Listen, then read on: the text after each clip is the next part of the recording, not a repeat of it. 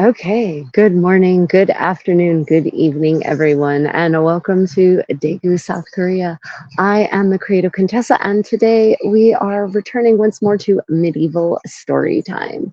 I have a very interesting and titillating and scintillating and possibly controversial reading today from The Good Men of Paris, a 14th century guide to being the perfect housewife in Paris of a well to do household. And he has some advice for his young bride on how to be the perfect wife, backed up by biblical scholarship. So I thought this would be a very interesting text for us to read together.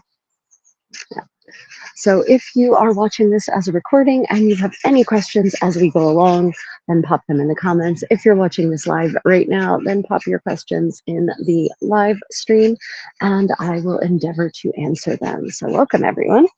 Very first thing, I realized I haven't actually put on my kerchief yet, my couvre-chef. So I shall handle that right now. Yeah, today's reading is going to be potentially controversial because it is advice from an elderly husband to his very young new bride who has actually asked him for advice. So she asked, and she basically asked him to guide her and instruct her in being the best possible wife she could be. And he took this task so seriously that he wrote over 400 pages of how to be the best like. Uh, Tornado, welcome back and good morning. And so, yeah, ask and you shall receive. And so she gets a lot of advice about a lot of things. But this book, The Ménagier de Paris, The Good Men of Paris, is very interesting because it provides us with an insight into not only how a medieval household operated, but also how medieval people interacted with each other. Because a lot of his advice is accompanied by stories that illustrate for him the common case. And so he's talking about what is going on with this dress today. He's talking about neighbors, people he knows, that illustrate how people should live their lives. And so, a lot of people often ask me, well, how do we know how our medieval ancestors actually lived on a daily basis? Well, guides like this are actually a really good way to get an idea on how they lived and interacted with each other, the way they felt about each other, their attitudes towards specific kinds of behaviors, their attitudes towards relationships. It's very interesting. And today's reading is definitely going to open a window into how medieval people interacted with each other. I don't know what is going on today with my kerchief, but it just does not want to play ball. I will force it to play ball. Yeah, Tommy Core, I am still coming to Penzic. Ryan is still a bit up in the air. We don't know about him, but I will definitely be there, barring divine intervention. It is more or less one of two events that I attend every year. Anything beyond that is kind of like a bonus at this point. Yeah. Okay. Well, we'll go with that. That's fine. Okay, so for those who might like to purchase a version of this book that is an easy translation or read for yourself, the Medieval Home Companion is a translation of a selection, a very small selection of these 400 some pages of advice on how to run a medieval household. There's a large part of this book that also includes recipes. There is also a large part of this book that includes morality tales. So a medieval home companion specifically focused on the more pragmatic aspects of managing a household, such as how to handle pests like rats and wool moths, how to manage your servants, how you should manage your stores of food, and also then, of course, actually advice for a happy marriage and how to treat each other. And there's some very interesting and shocking pieces of advice. One we've read before from here actually instructed a wife that if she has had an affair and had a child out of wedlock, that she should confess it to her husband, and then the husband basically should tell no one and should raise the child like his own. And that was a very shocking piece of advice, I thought, anyway. So, yeah, so we're getting back to the topic of marriage in the Middle Ages and how people should treat each other. And I'd just like to ask everyone, if you're enjoying this and you'd like to see more, then don't forget to like and subscribe or follow or whatever the relevant term is for your platform. Double tap the screen if you're on YouTube. Okay, so when two good and honest people are married, I believe that when two good and honest people are married, all other affections except their love for each other are withdrawn, annulled, and forgotten. It seems to me when they are together, they look at each other more than they look at others. They come together and embrace each other, and they would rather talk and communicate with each other than anyone else. When they are separated, they think of each other and say in their hearts, "This is what I will do. This is what I will say. This is what I will ask him when I see him again." All their special pleasures, greatest desires, and perfect joys are in pleasing and obeying each other. But if they don't love one another, they have no more than a routine sense of duty and respect for each other, which is not enough between many couples. Also, wind has just picked up. Of course it has, because I decided to do a story time. So originally this was going to be a medieval sewing party, and I realized I left all of my sewing supplies at home. I have the garment on which I wanted to work, a brand new smock, a brand new one of these linen undergarments, but I didn't bring a single thing with which to actually sew it. So it transformed instantly into a medieval story time. And now, of course, a beautiful breeze has picked up, completely unexpected on a summer day. In Korea, but there it is. So let me know how the sound is, everyone. Yep. Yeah, JRH, welcome. Thank you for joining us. Yeah, so for those who are just finding my channel, I'm the creative Contessa. I'm a medieval living historian, and I've been doing medieval living history since I was 14. I explore historical fashion by recreating it, by researching it and then recreating it. I look into how people in the Middle Ages live their lives on a daily basis. I wear the clothing, I make the food, I reconstruct the dances, we do the music, we play the games, we make the feasts, we deeds of arms, right? We do all of the fun, nice aspects of the Middle Ages, none of the unfortunate ones. And so I'm here to share that with you and to share lessons in history in a much more palpable, relatable way than maybe you ever had in school. So that's my mission, to spread a love of history by recreating it and sharing my recreation and my research into it. So welcome to my channel, everyone.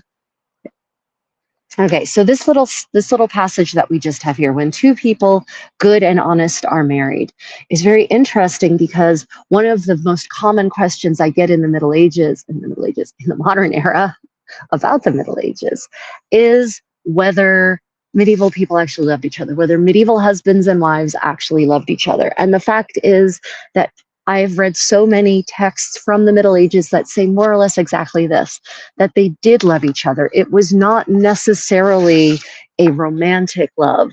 It was not necessarily a romantic courtship. It wasn't the kind of burning passion that we expect marriage should be these days, and is perhaps one of the reasons that many marriages fail, because of unreasonable expectations of perpetual romance, right? But there was love and there was respect, there was affection. That was a genuine aspect of most medieval marriages. And of course, people are going to say, well, what about kings and queens whose marriages were arranged? Well, even there, I have plenty of evidence of affection between spouses, between kings and queens who were married. Even though they generally did not know each other before they were married, affection grew as their partnership grew. Right? The expectation of a medieval marriage was not a great romance, but there seems to have absolutely been an expectation of mutual respect and mutual care. And when that didn't happen, that actually gets recorded in history. Historians in this era, in the Middle Ages, note when a king and a queen do not have a happy, a felicitous marriage. They note that because, in my mind, they note that because it is unusual. Right. So texts like this are brilliant because they open a window into the lives of average people, because the Ménagier de Paris, he's a merchant. He's not a nobleman. He does marry a lady who is a minor aristocrat. She is a member of the gentry, but she's not a great lady. She's not a countess or something like that. She's in the minor gentry. And he marries her because he's wealthy, and presumably her family, this is the end of the 14th century, is not as wealthy as they once were. And so by marrying her, their children kind of get entree into the gentry, right? And she gets a very comfortable life indeed. And in fact, because he's so much older than she is, we think he's in his 60s at this point, and she's in her late teens, and he knows he's not long for this world. He knows he is likely to predecease her. He actually tells her in this book that when she gets married again, this is how you will have an excellent second marriage and how you will be able to be the best wife to your second husband. That is his expectation for her. And she's also going to be left a very wealthy widow, but she will be a wealthy, noble widow. So this is a fantastic marriage for her. Right? This is going to set her up for a very comfortable rest of her life. Whereas being a daughter in a minor noble family in late 14th century France is not guaranteed that you're going to have a comfortable rest of your life. It's more likely you would end up in a convent if your family isn't rich enough to dower you properly. So this is a fantastic arrangement for her. Right? This is not something that's bad for her. Let me see. Oh, comment. Women in those days were all natural and used no deodorant. No, humans have never. I hate to tell you all this, but as long as there's been civilizations, men and women have been seeking to make themselves smell better, have been seeking to make themselves more beautiful, have been seeking to ornament themselves. And in fact, possibly before civilization as such. We have many, and I've done readings from them, we have many texts from the Middle Ages that contain recipes for cosmetics, for deodorant, for soap, for shampoo, for mouthwash, for toothpaste. Medieval people really cared about looking beautiful and smelling beautiful. So they had all kinds of perfumes. They had all sorts of wonderful concoctions that could make them smell sweet. Right. So they definitely had deodorant. It just was not like the deodorant we have now. Right. Their deodorant actually generally contained wine, and it was a liquid, and they would actually basically like rub their armpits and other parts of their body that may smell unpleasantly with it. And not just women, men as well.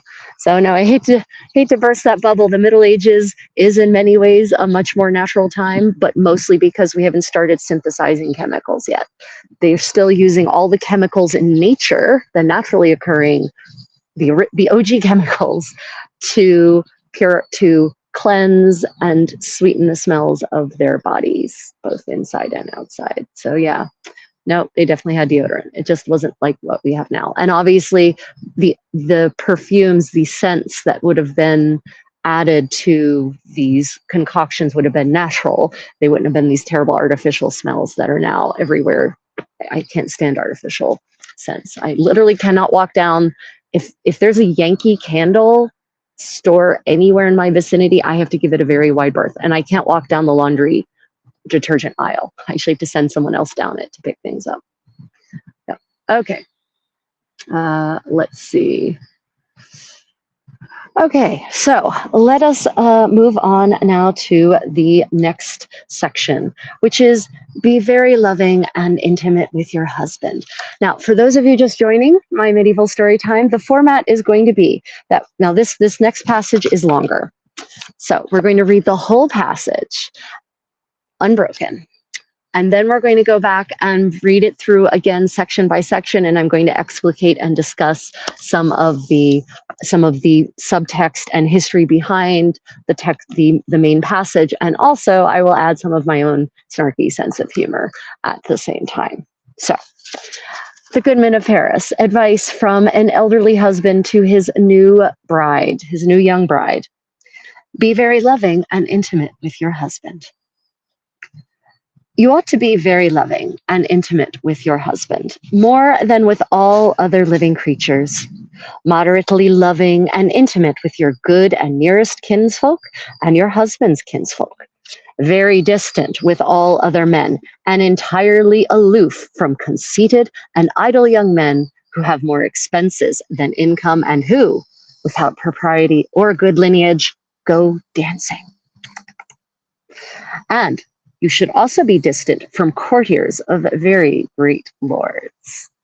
Moreover, have nothing to do with men and women who are said to lead corrupt, amorous, or dissolute lives. Concerning what I have said about being very loving to your husband, it is certainly true that every man ought to love and cherish his wife, and every woman should love and cherish her husband, for he is her beginning.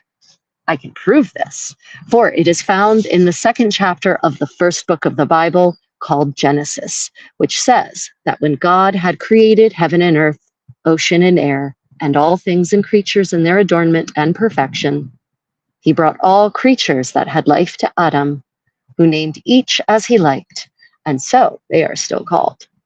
But there was no creature that was like Adam, or suited to give him help and companionship. And so God said, "It is not good for man to be alone. I will make him a helper who is similar to him." Then God put Adam to sleep. He took one of Adam's ribs and filled with flesh the place from which he took it, as Moses says in the second chapter of Genesis.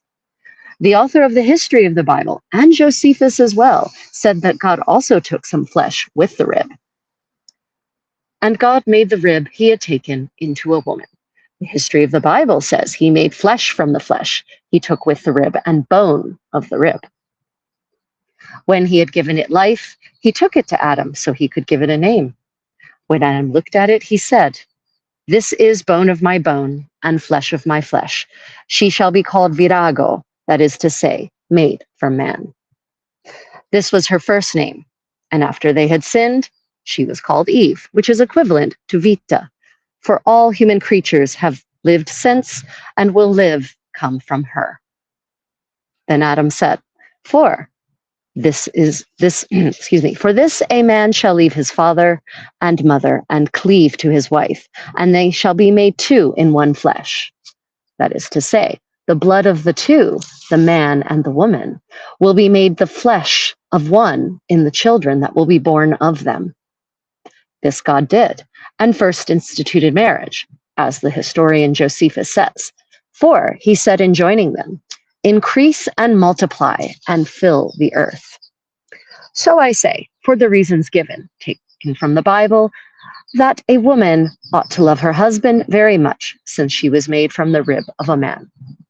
To demonstrate further what I have said before, that you ought to be very private and loving with your husband, I give you the rustic example that even the birds of the forest and the tame and savage beast, indeed predators, have the wisdom and aptitude to practice this. For the female birds follow and stay close to their males and not others. And they follow and fly after them and not after others. If the males stop, so do the females, and they sit close to them. When their males fly away, they go too, side by side. Even wild birds and birds of prey, ravens, crows, owls, sparrowhawks, male falcons, female goshawks, and the like, that are raised from the beginning by strangers, love these strangers more than others, since they have taken food from them. It is the same with wild beasts, tame animals, and even beasts of the fields. With domestic animals, you see that a greyhound, a mastiff, or a small dog, whether walking in the street, eating, or sleeping, always stays close to the one from whom he gets his food and avoids, and is reserved and timid with, everyone else.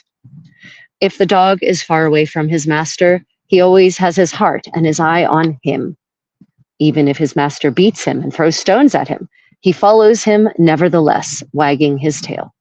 And he appeases his master by lying down before him, and follows him by rivers and woods, thieves' dens, and even battles. Another example can perhaps be taken from the dog Macaire, who saw his master being killed in the wood, and after he was dead, he did not leave him, but lay down near the dead man, and by day even went far away to seek food, which he carried back in his mouth without eating it, sleeping, drinking, and eating near the corpse, guarding the body of his master, quite dead in the woods. Later, the same dog attacked and several times fought the man who had killed his master.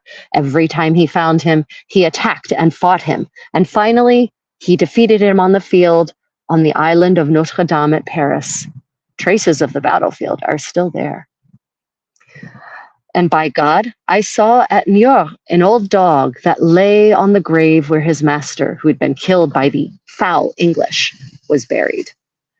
The Duc de Berry and many of his knights were brought there to see this marvel of loyalty and love of the dog that lay day and night, would not leave the grave of his master.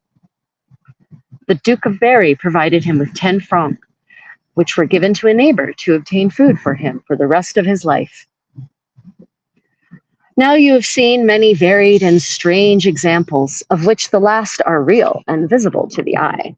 By these illustrations, you see that the birds of the sky, the tame and wild beasts, and even predatory animals have the wisdom to love completely and be gentle with their protectors and those who are good to them, and to be distant with others. Therefore, for better and stronger reason, women, to whom God has given natural wisdom and legitimate duties, ought to have perfect and solemn love for their husbands. And so I beg you to be very loving and intimate with your husband, whoever he may be. So that reference to the other husband, the one who will come after this elderly gentleman.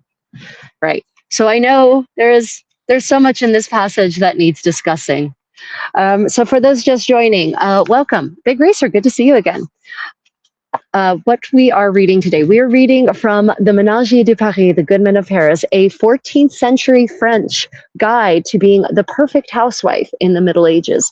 But housewife in this context is not it does not conjure the modern image of Donna Reed or Betty Crocker. No. This is a manager of a massive household, a complex business operation involving dozens of staff members and with a complete hierarchy, involves supplying and feeding that entire household, overseeing the preparation of food for that household, the clothing for the household, the infrastructure, making certain that everything is in complete operating order for this large household consisting of many, many people. So a medieval housewife is not, she works 7 days a week, and she's managing a whole lot of people, not to mention raising children once they come along.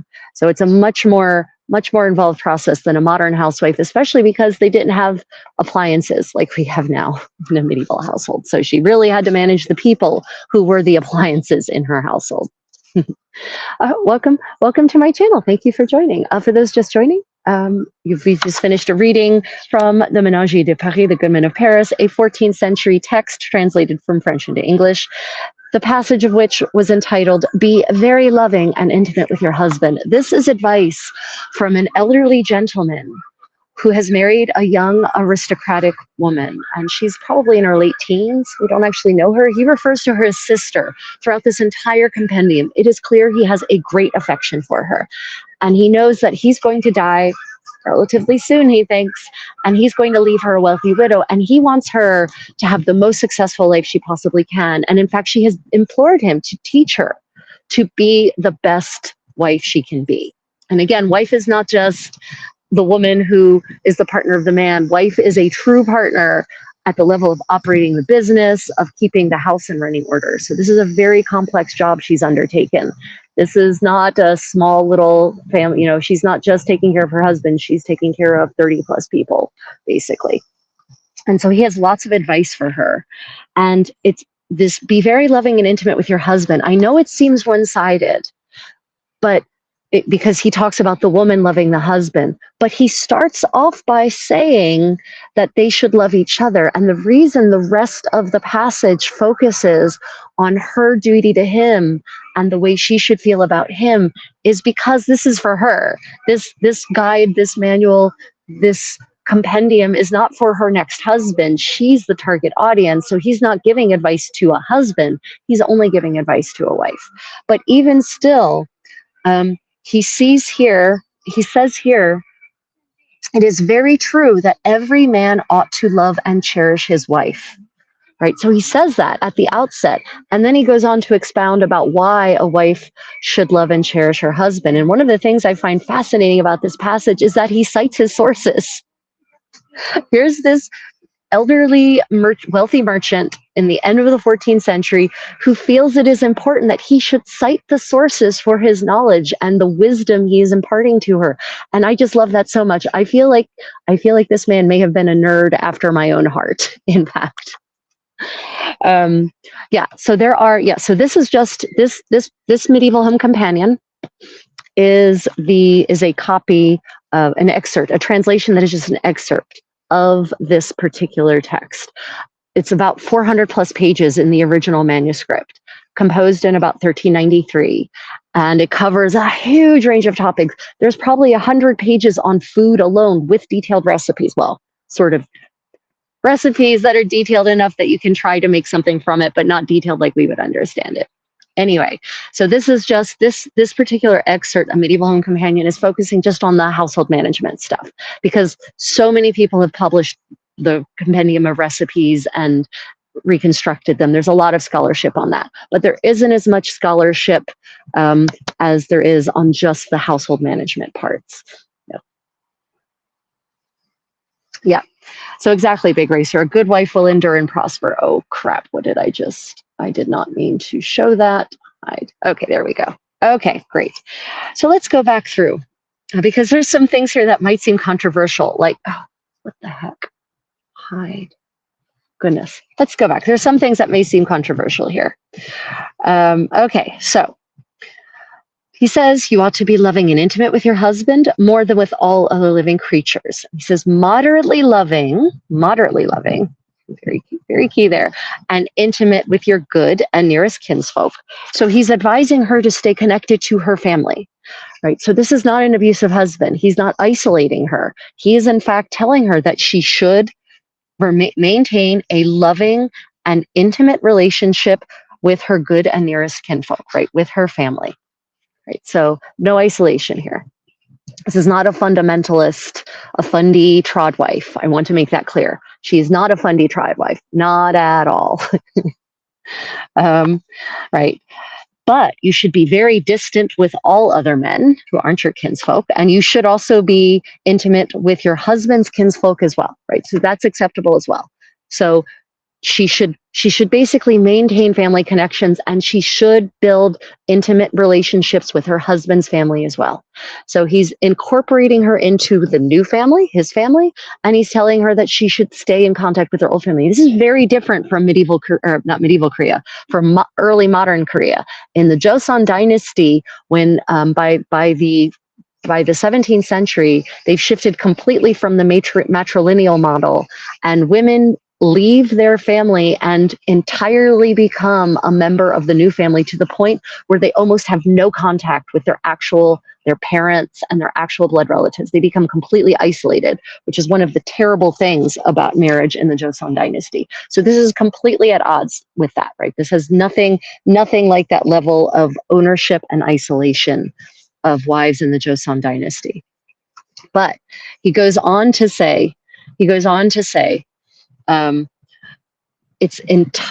should be entirely aloof from conceited and idle young men who have more expenses than income, and who, without property or good lineage, go dancing. Right, so he's actually talking about gigolos, is what he's talking about. He's basically referring to playboys. He's referring to players who are conceited, meaning that they dress very fashionably, they don't actually have a profession, and they spend more money than they actually have. They don't actually have any of their own property, so they've got two strikes against them. They own no property, and they also have no lineage, meaning they're not of noble blood, right? So these are the worst of the worst. And the thing that makes them really reprehensible is that they go dancing. How dare they go dancing? But that is an interesting window into the socialization in 14th century Paris. What this tells us is that even for the middle class, because he has no good lineage, so he's not from the aristocracy, there are opportunities to go dancing socially at the end of the 14th century. And I know today we would take that for granted, right? You can go to any nightclub and go dancing. But in many parts of the world before the modern era, people did not dance socially. Dance was reserved for only ceremonial purposes. It was not something you just did for fun. It was not something you did just to be social. And so this is evidence that in late 14th century France, social dancing is already a thing.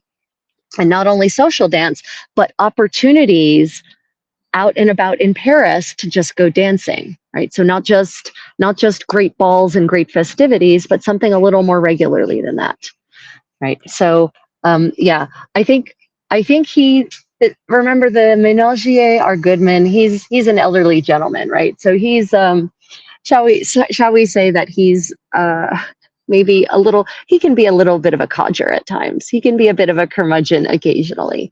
And I think maybe there might be actually some envy in this sentence because he is no longer young and he may or may not actually be able to go dancing anymore. So there might be some sour grapes in this particular sentence is what I feel we might have going on here. Yep. Let me just check the comments. Okay. Yep. So, and then he says, so stay away from gigolos, basically, because he's concerned about her, right? He's wealthy. She's not wealthy because she's his wife. And he's concerned that when he's gone, she might be tempted by these young, idle, these handsome, well-dressed, very charming young men who have nothing to bring to the marriage. So he's basically warning her off of them. Like, yeah, they can dance. Yes, they're handsome. They may be sexy, but stay away from them because they will not bring you honor, nor will they bring you any kind of good life, right? So I think that's very interesting that he really cares for her that much, that he's warning her off of this. She's also young, so she's susceptible to those kinds of charms, right? Then he says, also, you need to be distanced from the courtiers of very great lords. And he basically lumps these courtiers in with these idle, dissolute young men who have no lineage, because courtiers of great lords tend to have lineage. And he views them with an equally jaundiced eye, shall we say. Oh, Unsul. Annyeong. It's been a while, Unsul. Welcome back. Also, Seo. Right. Moreover, have nothing to do with men and women who are said to lead corrupt, amorous, or dissolute lives. I love that amorous means means here people who take lovers, which in medieval is a big part of medieval society. It absolutely is. People have this misconception that the medieval world was prudish. And I will say that the Ménagier de Paris, he is a little prudish. He's also He's also a senior citizen. So there tends to be a move towards a more conservative lifestyle the older one gets anyway. And he clearly has reached that point. But especially in their younger years, medieval people are not prudish. They take lovers all the time. There's all kinds of shenanigans happening all over the place. So yeah, this shows that he's concerned about his lovely young wife losing her reputation by socializing with men and women who might lead corrupt, amorous, and or dissolute lives, right? So yeah, it's interesting. This gives us a window not only into medieval life for everyone, it gives us a little bit of a window into his psychology as well and where his priorities are.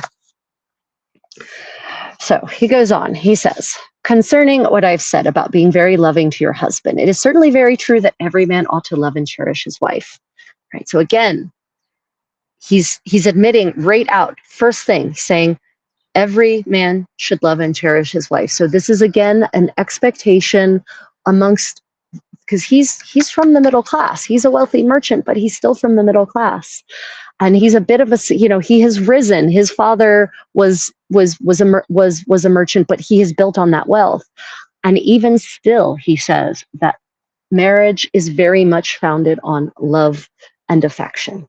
So, dispelling that myth of, pre-modern people, spouses not loving each other. You can have an arranged marriage and yet you can still develop love and affection for each other. And that seems to have been the more common way that marriage is developed in the Middle Ages. The more I read about this from a variety of texts, a variety of authors, a variety of stories, the more you get that sensation, that feeling, that impression. He says then, Every woman should love and cherish her husband, for he is her beginning. And this is a reference. I suspect this is an Alpha and Omega reference, right? Which is interesting, putting men in general on parallel with Jesus, for he is her Alpha, right? So and also it's a reference to Genesis as well, which also has implications of meaning beginning. But he goes on, he's decided that he's going to prove to her scientifically why women should love and cherish their husbands. And he's going to prove to her scientifically that this is the way it is in both literature and in nature. And here's how he does it. I love this, that he goes to cite his work, basically. He goes on to provide evidence for his theory. He says, I can prove this, for it is found in the second chapter of the first book of the Bible, called Genesis, which says that God had created heaven and earth, ocean and air, and all things and creatures in their adornment and perfection. After he had done so, he brought all creatures that had life to Adam, who named them. Right. So he's actually quoting the Bible here. That is very interesting because another of these modern misconceptions. One of the modern misconceptions about the Middle Ages is that medieval people didn't read the Bible and that the church forbade it. They didn't. That's not true. It's not true. Many individuals had copies of the Bible and they read it. Now, translating it into the vernacular language, that was absolutely frowned upon. But many single individual non-clergy people had copies of the Bible. I mean, not the majority of the population by any stretch of the imagination. Books were insanely expensive, but people who could afford to have books, the wealthy and the nobility, generally had a copy of the Bible. They just did. And it sounds like our Goodman actually has several books in his own private library. And books in this era, depending on their size, would be the equivalent of owning property, by which I mean a small size book would be like owning a condo. And a large size book would be like owning a mansion, right, in terms of its value. So owning books in the 14th century was the purview of the wealthy, 100%. There were very few libraries. Most libraries were university libraries. I think in the 14th century, the University of Paris, one of the earliest universities, had a library with 600 books, which in that era was, wow, 600 books. But now we would all think 600 books, only 600 books? Yeah. So there were libraries, but they were very far and few in between, and there weren't really any lending libraries in this era. Now, if you had a wealthy patron, if you were in the affinity, as I think it's the medieval English word for it, if you were in the affinity of a patron, whether that's a merchant, a wealthy merchant, or an aristocrat or royalty, then you might actually get access to their personal library. And so you could actually see books. But, you'd have to, generally, if you were going to, as an average person in the Middle Ages, if you were going to see a book or actually read a book, look at a book, you would either have to be part of the university system or you would have to be in the affinity of a patron who would then let you access their library. Okay, wait, let me just check the comments. Okay. Villa Vendetta, lovely to see you again. Welcome back. We're just reading from the Ménagier de Paris, The Goodman of Paris. For those just joining my medieval story time, welcome. And we are reading a text that actually talks about how we were just reading a text that talks about why women should love their husbands, why wives should love their husbands, according to our Goodman, and why we should do that. The evidence for that comes from a couple of sources. Amongst them is the Bible, and this is where it gets really interesting for me. And so God said, it is not good for man to be alone. I will make a helper for him who is similar to him. And then God put Adam to sleep. He took one of Adam's ribs and filled with flesh the place from which he took it, as Moses says in the second chapter of Genesis. And then there's an aside. There's a parenthetical statement he makes here.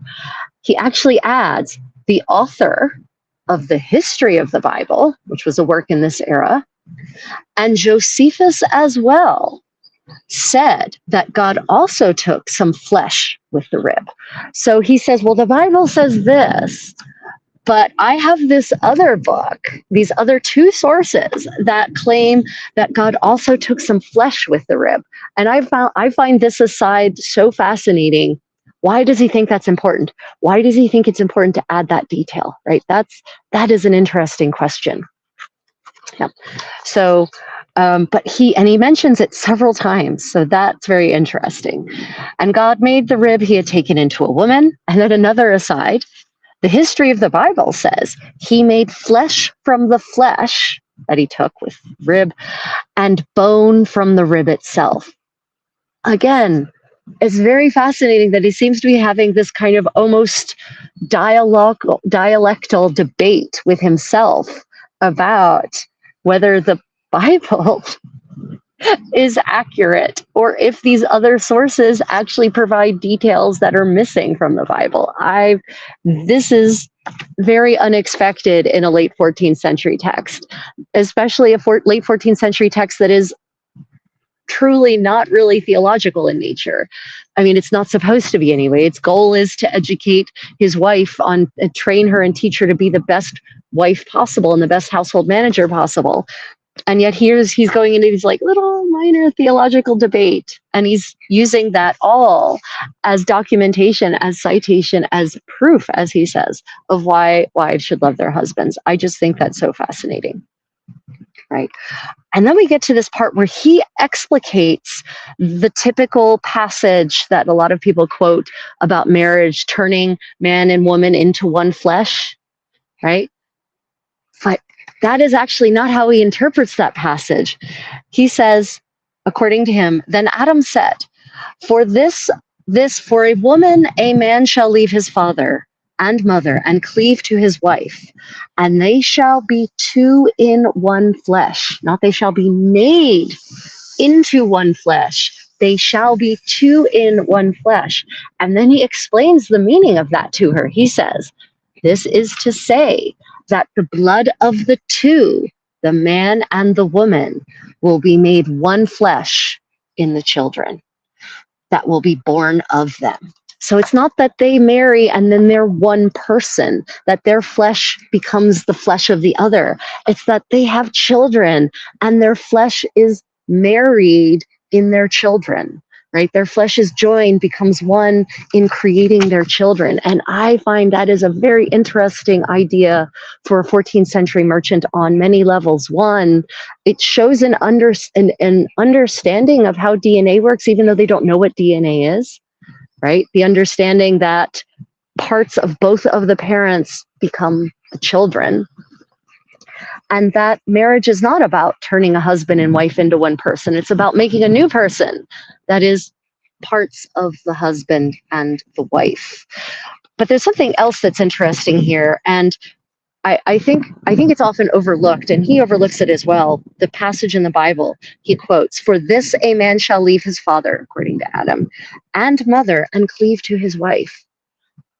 Not that the wife shall leave her mother and father. I think there's actually an ancient reference to matrilineality here that often gets overlooked. The husband should leave his family and cleave to his wife.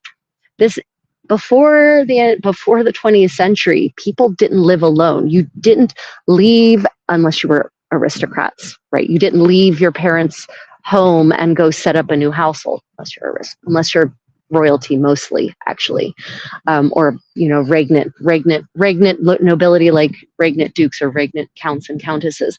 You lived at home with one of your parents, either the parents of your husband or the parents. I don't know why this is not fitting today. Normally it fits very nicely over this headset.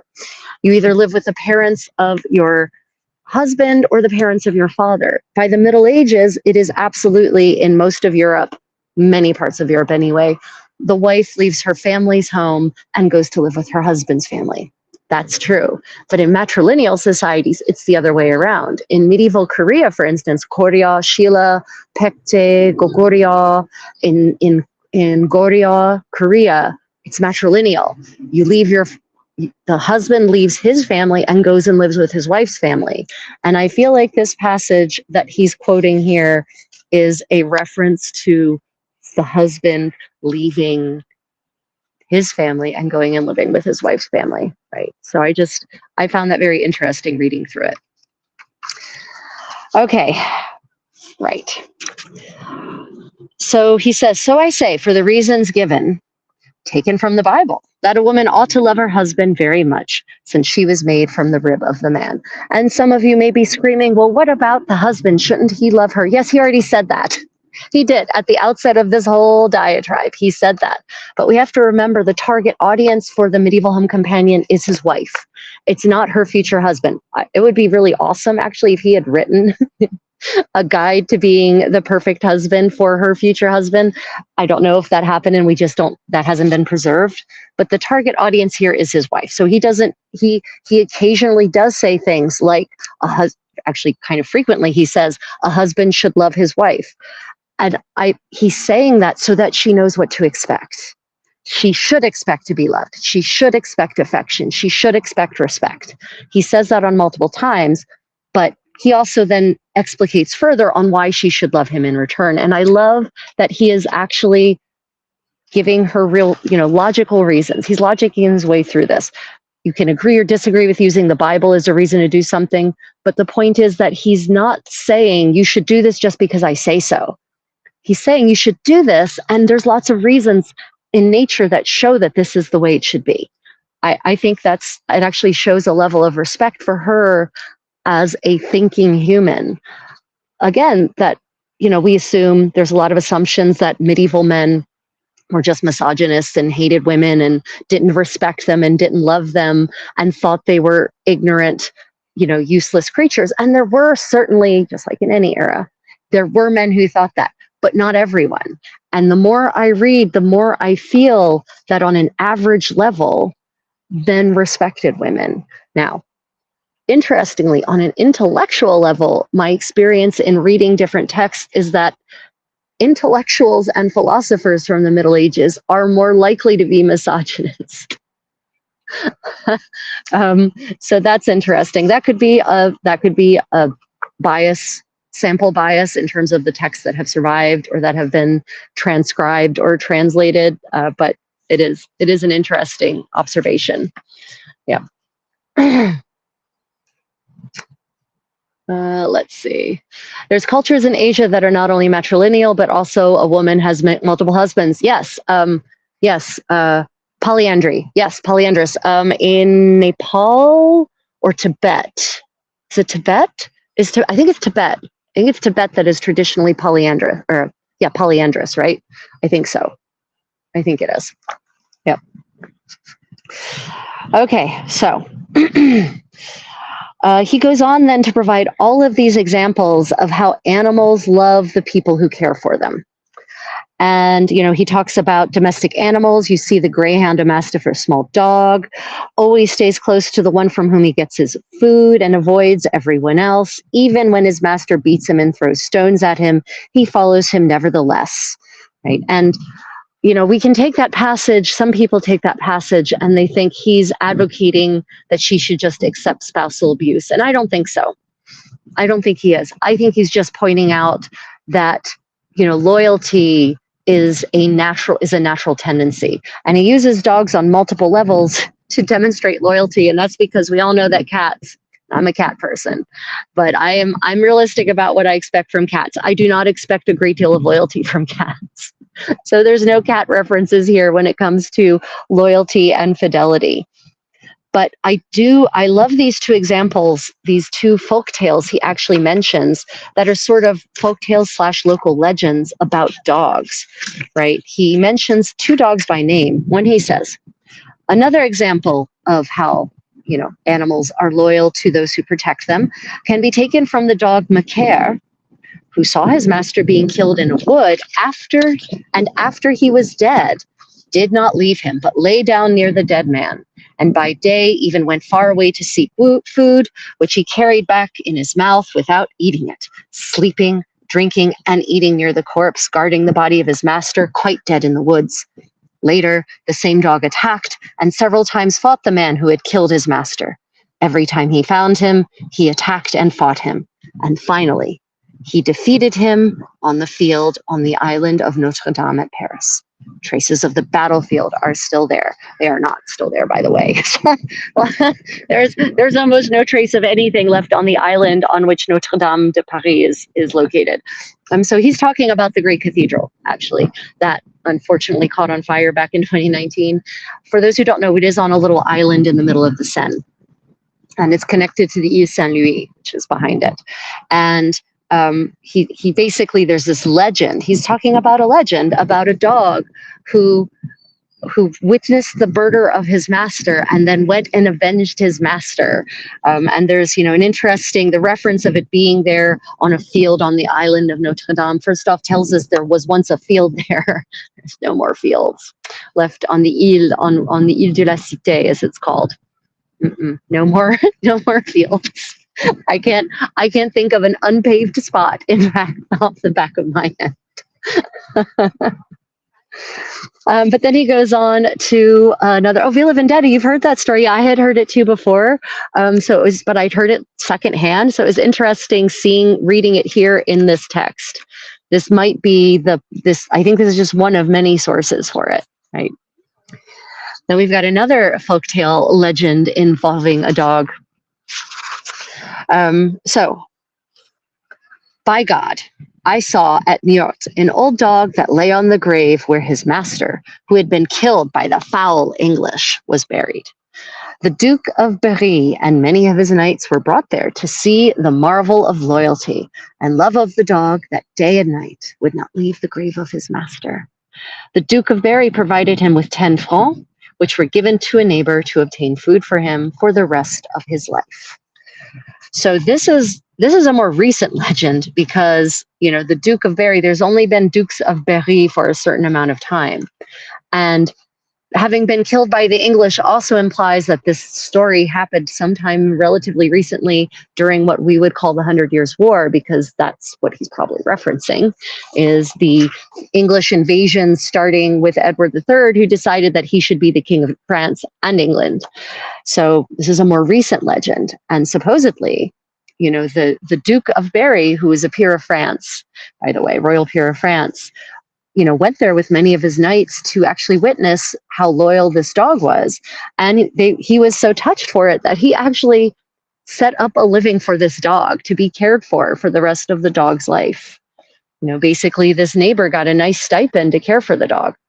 Hopefully that neighbor was a good person and actually used the money to care for the dog. Yeah. Right.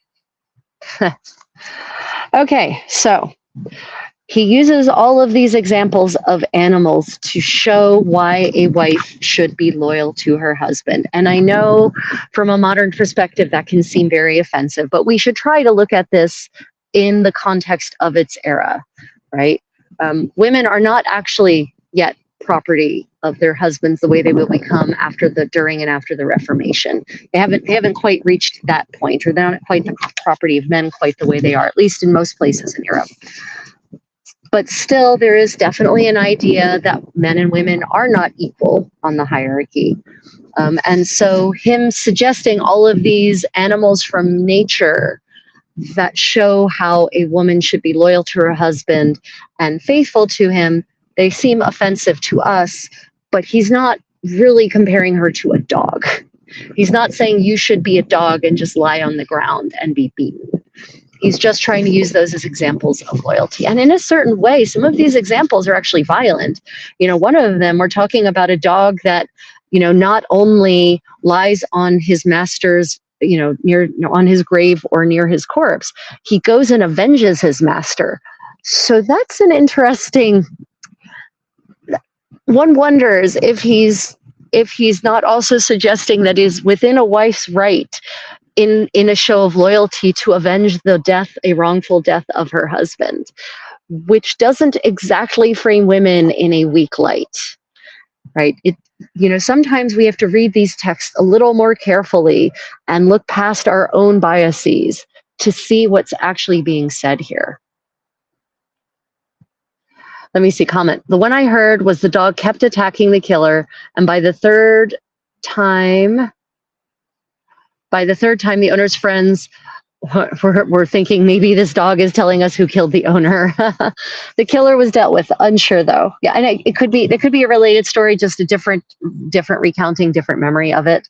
Seems very similar. But according to this, the dog attacked and fought him and eventually killed him. Finally defeated him on the field, on the island, the Ile de la Cité, basically the island of Notre Dame de Paris. So yeah, I think, I know animal comparisons and references seem offensive, but I think if we read a little more deeply, we'll find that maybe they aren't as offensive as they might at first seem, right? And he also, so he closes with this. Now, you have seen many varied and strange examples, of which the last are real and visible to the eye. By these illustrations, you see that the birds of the sky, the tame and wild beasts, and even predatory animals have the wisdom to love completely and be gentle with their protectors and those who are good to them, and to be distant with others.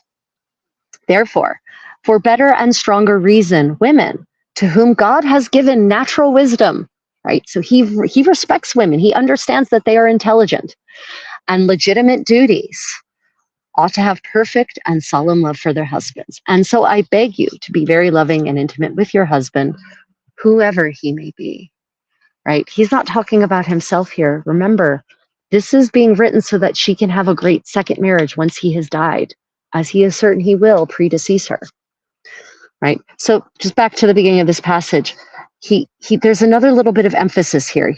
Now you've seen many varied and strange examples of animals who have the wisdom to love completely and be gentle with their protectors. And this is the key part, those who are good to them, right? So I feel like him saying that, they're protectors and those who are good to them. I think he's trying to tell her subtly that if your next husband is not good to you, you owe him nothing. Even though earlier he refers to dogs who will love anyone, eat their owner, even if they're horrible to them. I think he's trying to emphasize here that if he's not good to him, then you don't owe him this. Yeah. So, and I beg you to be very loving and intimate with your husband. And I think he says, I beg you, because he acknowledges that love and respect and at least affection are a key part to a happy marriage. And so he's imploring her to find a way to feel affection for this husband, and that maybe she should choose a husband for whom she can feel affection. Okay, well, any questions about our reading from today? That is it. This was supposed to be a medieval sewing party. I have a lot of sewing to do. I actually brought with me, I'm out here on the beautiful, let me just show you, let me see if I can, oh, it's not as easy to do with this. I'll have to turn this around. Show you the beautiful view, right? The beautiful river view. And I came here to actually do a sewing party, and I left my actual sewing kit at home. How frustrating is that, right? Let me see. Where is my second wife, the beautiful one who's of childbearing age? Do you have a first wife, Tomakor? Dogs don't usually eat owners. That's cats. Yeah, that's true. I can't deny that. Cats will definitely eat their owners. Dogs do occasionally. I have seen it sometimes, especially if they're starving. But cats definitely will. And that's okay. It's fine. If I die and no one finds me, then I'm okay with my cats nourishing themselves from my flesh. Okay, so this is my new smock. It is all sewn up, and I think I've told you guys this. I'm not hand sewing the long seams. I machine sewed the long seams, and so now I will just be hand finishing all of the inside seams and doing all the hems by hand, because the seam finishes will show on the outside. So that will all be done by hand. But just doing all of these lots of long seams in a smock like this. There's more long seams in a smock than there is in the overgarment, because smocks are made using geometric construction, right? Which means rectangles, squares, and triangles. And so you end up with lots and lots of long seams to make skirts that are wide, to give shaping to the arm and the body. So using the machine to do this has saved me lots of hours of work, and will allow this to get done in time for me to actually wear it at the 2-week Medieval Living History event that I'll be attending at the end of July. Yep. Let me see. Okay, 3/3, please. Oh, oh, welcome, Icons Art. Thank you for joining us. Welcome from Sweden. I lived in Germany for 12 years, and I spent a lot of time doing medieval living history in Sweden, actually. So I have lots of Swedish friends who are also into medieval living history. Welcome to my channel. For those just joining, welcome to the Creative Contessa. I am the Contessa. I am a practitioner of medieval living history and have been doing so for 32 years at this point. I've been researching, recreating, experimenting with the ways in which people lived life in the Middle Ages. My primary focus is 14th century France and Italy, what is now France and Italy, but I do explore other eras, including medieval and early modern Korea, and I just love exploring how people lived their lives, opening that window into the past, and getting a visceral sense, a palpable, tangible sense of it by living the enjoyable, non-hazardous, non-deadly aspects of it, shall we say. So dancing, food, music, games, material culture, crafts, in some cases the martial arts, definitely the sartorial arts, textile arts, all of that. So if any of that interests you, and of course also I enjoy medieval literature and I enjoy analyzing medieval literature to help flesh out my understanding of medieval life. So if any of that is of interest to you, then welcome to my community, the Creative Contessa. And this weekend I'll be doing some medieval sewing parties and I'll be doing a medieval cooking party, I think Sunday my time. I'm in Daegu, South Korea, for those who are wondering, which will be possibly Saturday evening for some of you, or early morning Sunday. I found a 13th century Venetian recipe that is for a kind of nut roll. I'm pretty certain it's a nut roll. It's a walnut nut roll. And there's a bunch of interpretations of this thing out there. It's called pane di nozze, which is, it's Venetian, so it's a Venetian, 14th century Venetian dialect. And there's a couple of interpretations with which I do not agree at all, that make just a loaf of bread. And then there's a couple that I agree much more with. I think it should be a nut roll. So I'm going to be experimenting with it and we'll see how that turns out. I've got to schedule that. I haven't scheduled it, but if you're interested in that, that will possibly be only on YouTube. So if you want to watch my medieval cooking show, then check out my YouTube channel for those watching from other platforms. Yeah. And yeah, we'll definitely be having some sewing parties. So I'll be sewing and hopefully you'll be sewing, and I will be discussing more of my research into medieval material culture, and in particular responding to some of the comments that I get under my videos that are generally very, very wrong. My most recent controversial video is my video short. It's a short video if you want to check it out. It's posted on Facebook and YouTube on the medieval peasant diet. I think the most ignorant comments, unfortunately, are on YouTube. And by ignorant, I mean that literally. People who very clearly have no understanding about medieval life. They think that human evolution is a straight line, that civilization has just progressed in a direct upward manner since the moment we stepped foot on the ground from the trees as a species, you know, a million years ago. And they can't understand that the situation of things that exist now is not the situation it was in the Middle Ages, and that it might not have actually been worse in the Middle Ages than it is now. And that, I think, really, that cognitive dissonance disturbs a lot of people. So I'm really big on creating cognitive dissonance about the Middle Ages. I'm really big on challenging the myths, on finding primary source evidence to bust them wide open. And so during my next medieval sewing party, I'm probably going to be talking about bread. I'm going to be talking about bread a lot. We're going to be talking about grains and probably the peasant diet. So yeah, the old Penzic sewing rush, 100%. Oh, Anza Music TV, thank you. I love that compliment. That's really sweet. So if you've been enjoying this, please double tap that screen. I'd like to thank my patrons and my channel members. Oh, yeah, one final blast, if you have any questions or comments, I give you a couple more minutes to pop them there in the live chat. And in the meanwhile, I would like to thank my patrons, my channel members, and my subscribers for financially supporting my work. If you are interested in contributing to my research and recreation and to sharing it with the community at large, if you'd like to see me do more of this, then consider becoming a patron on Patreon, a channel member, or a subscriber. Sorry, the wind is blowing my ear into my face.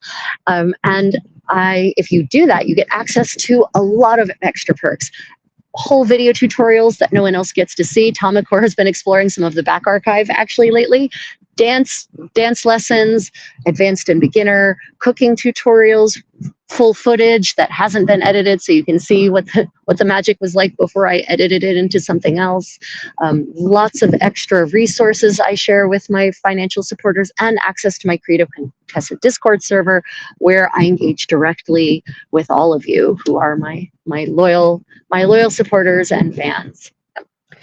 Okay, any final any final questions or comments? Let me see. I have my Thai clothes ready for visiting outside of Penzig. Okay. Well, everyone, if you had questions and I didn't answer them, pop them in the comments when the video posts. And if you would like to just give my channel some extra support when this video posts, if you just go and just leave an emoji, that boosts the algorithm, blah, blah, blah. And if you hype the video, all the better. YouTube, you know, it's no longer like it once was. YouTube is no longer just a search engine where you put in what you're looking for and it gives you the videos that cover that topic. It's now very algorithmic. And so even if you are looking for a specific video, it might not show you the one that's best suited to the actual subject matter, but the one that has been most liked, which might not be the best video anyway. Well, Ursula Bear, don't worry. I will be posting it. There will be a recording. You can go back and watch the rest. It's not that long. It's only been about an hour. So I totally understand. I hope you go back and read it. Or watch the beginning. You know, there's I think I had some very on-spot observations and commentary this time around. Okay, well, does anyone have any final questions or comments? I'm really sad. I wish I brought my sewing kit because I wanted to sew with you, but now I have to walk home an hour and a half before I can get to my sewing kit. Okay, everyone. Well, until next time, may your adventures in history be creative. Bye, everyone.